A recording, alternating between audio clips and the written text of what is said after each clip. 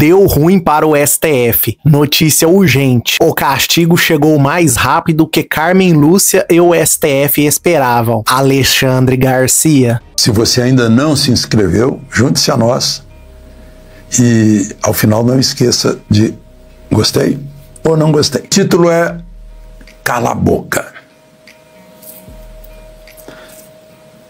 A ministra Carmen Lúcia, nesses dias, deve ter sido alvo de xingações e sugestões para que o Senado a inclua na lista de pedidos de impeachment de ministros do Supremo.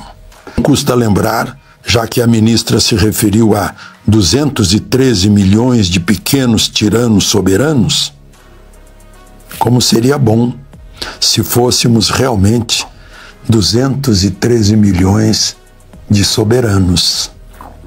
Porque assim cairíamos numa democracia, regime em que o povo é soberano. Estou dizendo isso porque eu vi nas redes sociais pessoal furioso com um modo com que ela argumentou para votar a favor de inconstitucionalidade dos artigos 19 e 21 do Marco Civil da Internet, que vai fazer com que a plataforma seja obrigada a censurar algo que genericamente se chama antidemocrático, discurso de ódio, discurso de misoginia, de homofobia, de etarismo, esses modismos todos, que no fundo querem dizer cale a boca, né?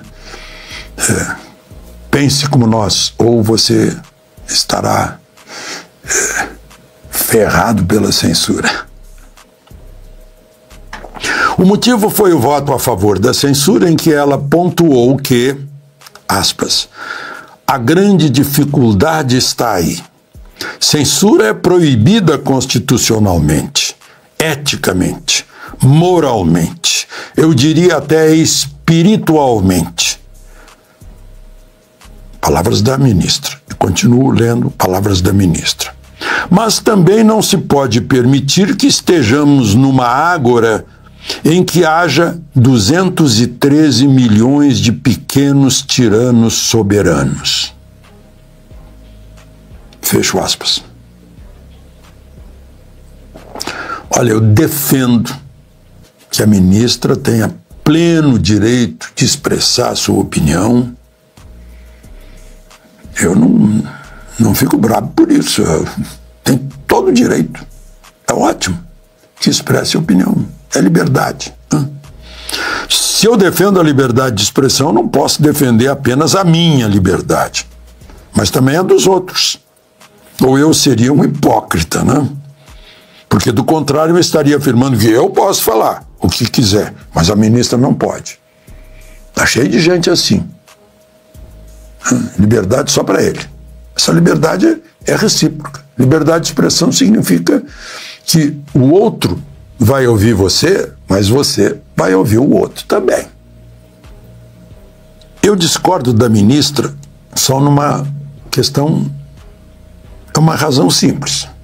Porque se fôssemos 213 milhões de tiranetes, isto é, toda a população brasileira, se fôssemos todos pequenos tiranos, não teríamos sobre quem exercer a nossa tirania.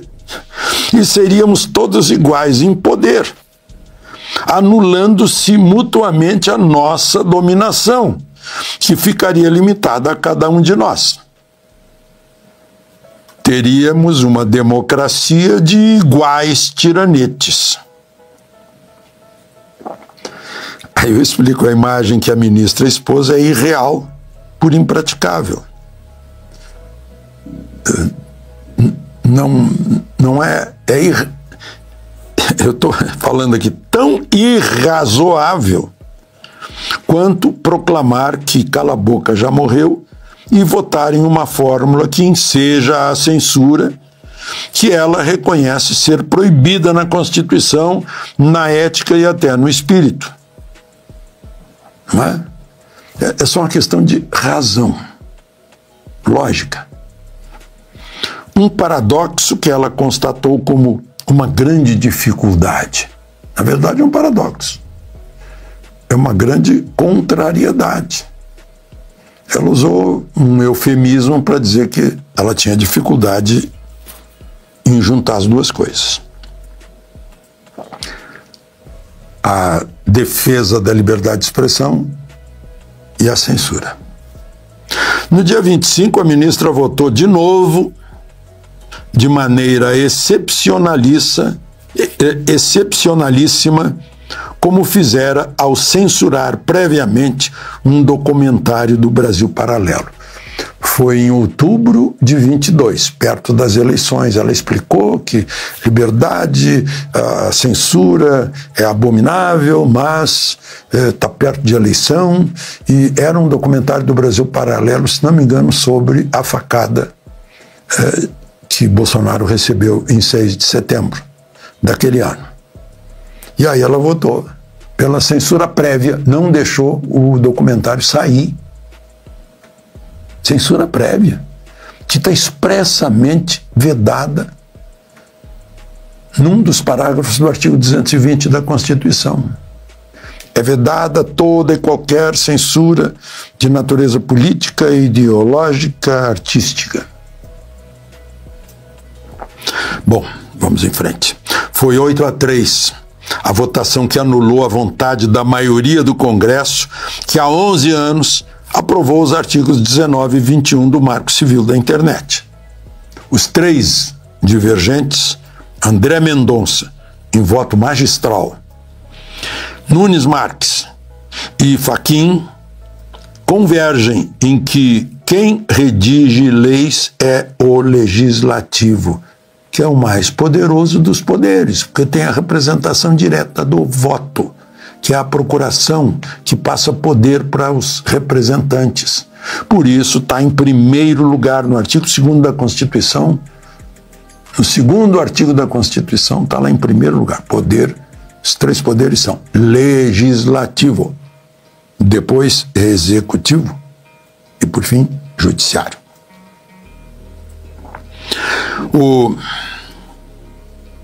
Os 8 vencedores alegam que é preciso impedir mentiras, discursos antidemocráticos, de ódio, de golpismo. Aí eu digo, sim, censurem para que sejamos enganados pelo mentiroso, já que ele não exporá antes suas mentiras. E quando nos surpreender, já será tarde, porque estará eleito presidente da República. Ou quando formos massacrados pelo ódio, sem que o discurso de ódio nos prevenisse. Como vamos nos proteger de um golpista se não pudermos ter acesso às suas intenções? Como vamos nos distanciar e isolar os pequenos tiranos se não os identificarmos nas redes? Cidadania não precisa de tutela. Tutor é dominador. Deixem que censuremos os mentirosos, não lhes dando leitura, nem audiência, nem apoio, nem voto. Último parágrafo. Nessa decisão do Supremo, outro direito pétreo, a honra, vai ter que esperar ordem judicial para retirar a calúnia, a injúria, a difamação. Para esses, não inventaram retirada rápida. Você imaginou a calúnia? Aquela história de abrir o travesseiro de penas e jogar na torre da igreja? Espalha-se, continua espalhando. Tem que esperar a ordem judicial para calúnia, para injúria e difamação. Fica lá. Para isso não encontraram uma saída rápida. Não inventaram. Bom, mas uma crítica, um gracejo, uma ironia, uma sátira, uma piada estão sujeitos à retirada imediata se considerados antidemocráticos ou misóginos, homofóbicos ou outros modismos. O pior é o rótulo antidemocrático. Se o parâmetro for o batom de Débora na estátua da justiça, pode resultar 14 anos de prisão.